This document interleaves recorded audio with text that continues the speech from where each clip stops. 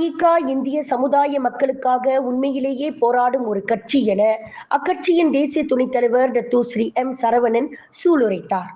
இங்கு 79வது பகாங் மாநில மஇக பேராளர் மாநாட்டை அதிகாரப்பூர்வமாக தொடக்கி வைத்து பேசிய தாப்பா நாடாளுமன்ற உறுப்பினருமான சரவணன், நாட்டின் அடையாளத்தை பாதுகாப்பதிலும் இந்த நாட்டில் இந்திய சமூகத்தின் வளர்ச்சிக்காக போராடுவதிலும் மஇக தொடர்ந்து நிலையாகவும் வெளிப்படையாகவும் செயல்பட்டு வருகிறது.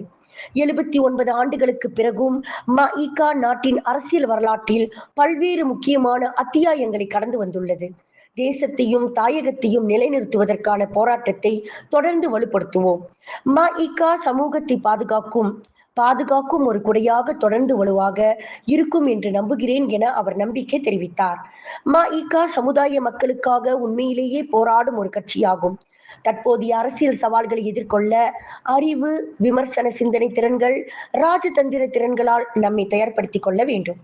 அப்போதுதான் சமூகம், நாட்டின் நலன்களை பாதுகாக்க நாம் தொடர்ந்து செயல்பட முடியும் என்று டத்தோஸ்ரீ சரவணன் மேலும் கூறினார்.